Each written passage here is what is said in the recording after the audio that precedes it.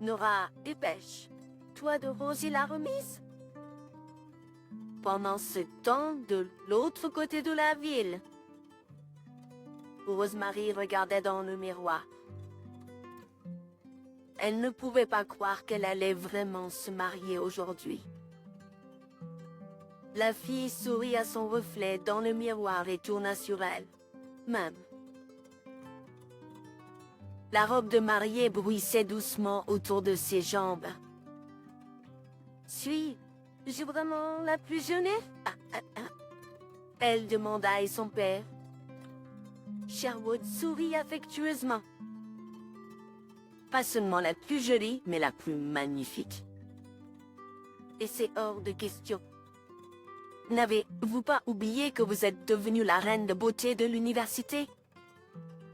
Bien sûr, Rosemary s'en souvenait parfaitement. Elle devait, car c'est là qu'elle avait rencontré William, qui deviendrait son mari aujourd'hui. William n'était pas un étudiant de l'université. Il était un commanditaire, un homme d'affaires prospère comme un garçon amoureux d'une jeune gagnante. Rosemary s'est d'abord méfiée des avances de l'homme riche, mais William était persistant. Il s'est montré fiable, calme et en même temps fort et résolu. Il était mature, ce qui était très différent de Say. Ayant réalisé quel genre d'homme William était, Rosemary s'est permis de tomber amoureuse aussi. Ils formaient un beau couple, et comme Rosemary Spine était heureux. Sa mère ne se lassait pas de répéter. « Vous êtes si intelligent, chérie, un si bon parti. » Mais Rosemary ne faisait que rire et dire à sa mère qu'elle épouserait William, même s'il n'avait pas un centime. Mais cela aurait été stupide. Vous devez vous valoriser, a objecté sa mère sérieusement. Bien sûr. Rosemary n'aimait pas que sa mère valorise tout avec de l'argent, mais elle avait toujours été comme ça. Moi, j'ai récemment arrivé. Il lui semblait que son père n'avait jamais contredit sa mère, bien qu'il occupât un poste supérieur et qu'il fût complètement différent au travail. Un jour, Rosemary l'a vu réprimander un subordonné. Pour être honnête, si elle ne l'avait pas vu de ses propres yeux, elle ne l'aurait jamais cru. Arrivant au restaurant un peu plus tôt, la mère de Rosemary, Eleanor, s'est promenée entre les tables une fois de plus et a finalement hoché la tête satisfaite à Patricia. « Vous avez préparé tout parfaitement. » Patricia sourit. « Bien sûr, comment pourrait-il en être autrement ?» Eleanor l'a regardée avec intention. « Les invités arriveront dans une demi-heure, et je veux que tout soit parfait d'ici là. » Patricia a essayé de rassurer Eleanor qu'elle avait tout sous contrôle, et Eleanor a finalement souri. Elle était heureuse qu'une femme soit si flatteuse. Oui, elle avait parcouru un long chemin pour en arriver là où elle était maintenant, mais grâce au mariage de sa fille. Eleanor prévoyait de faire un pas de plus. Toute sa vie, Eleanor avait méprisé les gens qui n'étaient pas parfaits. Elle était convaincue qu'une personne devait être parfaite en tout, qu'elle soit femme au foyer ou grand patron. Eleanor s'est approchée d'un grand miroir et s'est examinée. Pas une goutte de graisse, une silhouette idéale, un maquillage et une coiffure parfaite. Son mari n'était pas parfait à tous points de vue. Sans elle, il n'aurait guère accompli quoi que ce soit. Soudain, Eleanor a entendu des klaxons de voiture. La femme a souri et est allée à la rencontre des invités. 2 heures plus tard, Patricia, mécontente, s'est approchée de Nora. « Hey, il y a une bouteille de champagne cassée dans le hall. Tu dois nettoyer ça. » Nora a saisi une pelle, un seau et un balai, et était sur le point d'entrer dans le hall quand Patricia l'a appelée à nouveau. « Couvrez votre visage avec quelque chose ou vous allez effrayer les invités. » Qui d'entre vous a pensé qu'engager quelqu'un comme toi pour travailler dans un endroit aussi respectable? Nora serra les dents pour ne pas pleurer, et avec un geste familier, elle cacha sa tache de naissance derrière des mèches. Nora s'avança prudemment parmi les invités. Nora entendit l'annonce que la mariée allait jeter le bouquet à ce moment-là. Waouh, j'aimerais voir la mariée jeter le bouquet aussi. Et elle est, comme l'a dit le serveur, belle. Le marié doit être de riches gens. Ils ont eu un mariage si cher, pensa Nora, et remarquant que Patricia discutait de quelque chose avec le barman, elle se mit sur la pointe des pieds et leva la tête pour regarder le lancer du bouquet convoité. La mariée se tenait dos aux invités, tandis que l'animateur comptait à haute voix. 1, 2, 3. Le bouquet s'envola. Toutes les femmes célibataires se précipitèrent là où il était supposé tomber, mais le bouquet, attrapant l'un des lustres, changea sa trajectoire de volume et tomba directement sur Nora. Elle l'attrapa automatiquement et se figea. Tout le monde autour d'elle respira bruyamment et la dévisagea. Soudain, quelqu'un des invités dit « Pas moyen. Regarde, elle ressemble à 2 gouttes d'eau, comme vos amis. » Cela doit être une autre blague. Nora n'entendit rien.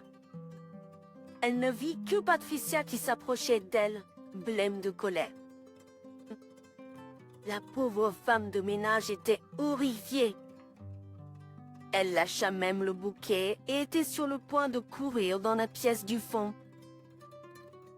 La pièce du fond, mais quelqu'un l'attrapa par le bras. Nora se retourna. La mariée et le marié se tenaient devant elle. Vos amis avaient l'air surprises, et la bouche du marié était grande ouverte d'étonnement. Et il y avait de quoi être surpris. C'était comme si Nora regardait en face d'elle, mais avec du maquillage et son attache de naissance disgracieuse. « Qui êtes-vous » demanda la mariée à haute voix, et il y eut silence dans la salle. « Je suis Nora, mais je suis désolée. Je dois aller travailler. Travail, tu n'es pas sain d'esprit.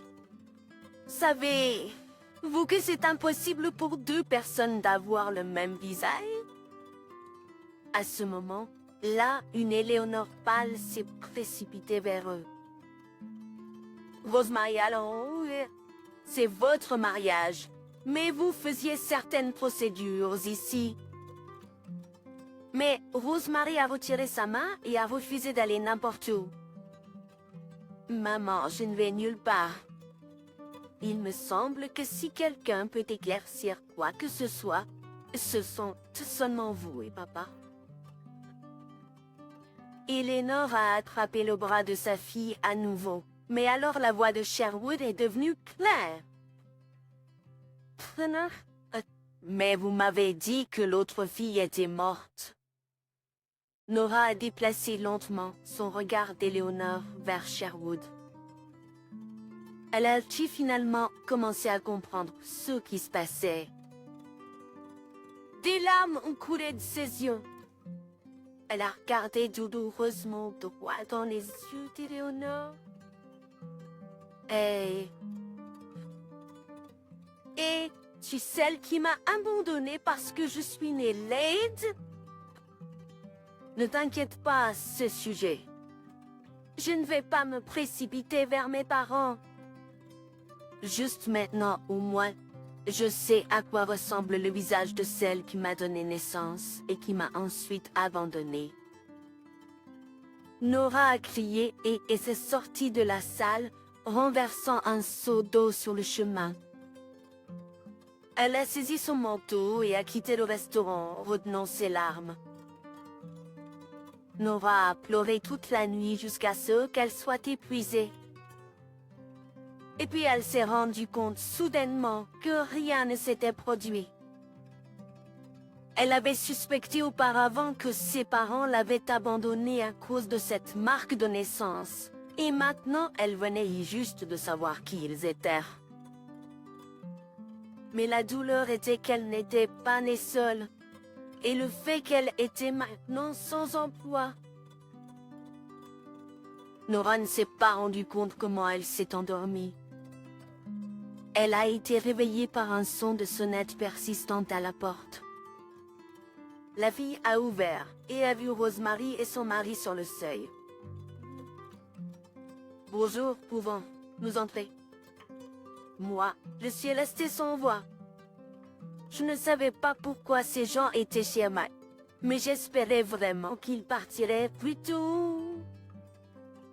William s'est assis dans un fauteuil et Rosemary est restée debout. Nora, je comprends tout ce que vous ressentez en ce moment, bien que je ne puisse même pas imaginer comment cela a pu se produire du tout. Je ne peux pas croire que mes parents a...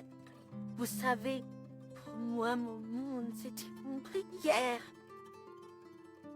Rosemary a essuyé ses larmes et William a pris sa main et a continué pour sa femme. En tout cas, Nora, mon épouse et moi ne vous quitterons pas. Nous avons de l'argent. Nous paierons pour tout traitement. Vos amis du restaurant nous ont dit que vous collectiez de l'argent pour cela. Nora n'a pas eu le temps de répondre, car la sonnette de la porte a à nouveau retenti. « Je pense que je sais qui c'est », a dit Rosemary et est allée ouvrir la porte. Elle est déjà revenue avec son père. Sherwood avait vieilli de 10 ans pendant la nuit. Il s'est approché de Nora, l'a regardée longuement, puis a dit « Désolée, ma fille, si seulement je l'avais su. Lorsque votre mère était en travail. J'étais en déplacement d'affaires. On m'a envoyé de l'autre côté du monde pour 3 mois. Je voulais refuser, mais Éléonore a insisté parce que c'était une grande étape dans ma carrière. Elle a promis qu'elle s'en sortirait sans moi. Et quand je suis rentrée, elle a dit que cela arrivait parfois avec des jumeaux. 1 mois s'est écoulé. Nora était allongée dans la clinique, attendant une opération. Le médecin l'avait averti que c'était un processus très compliqué et pas rapide. Mais Nora était prête à tout. Son père et Rosemary l'appelèrent tous les jours. Parfois, William décrochait le téléphone et demandait si elle avait besoin de quelque chose. En général, Nora se sentait très bizarre. Elle était habituée à être seule, et maintenant, elle avait tant de personnes proches et attentionnées pour l'aider dans tout. La porte grinça doucement.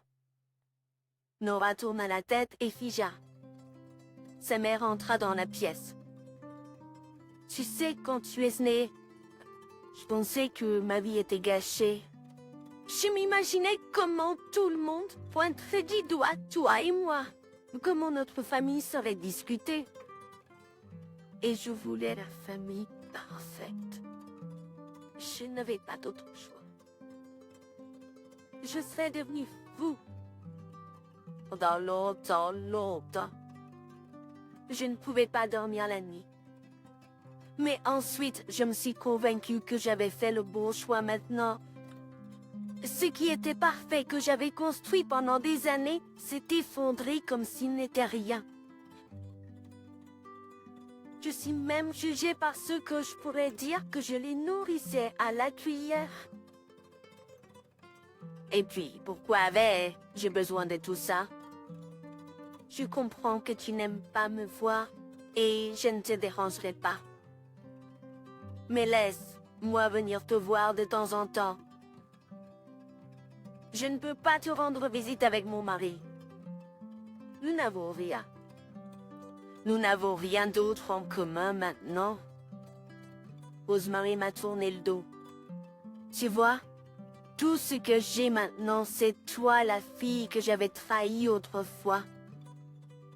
Pardonne-moi, même si je sais que de telles choses ne peuvent être pardonnées. La femme se leva et marcha vers la porte.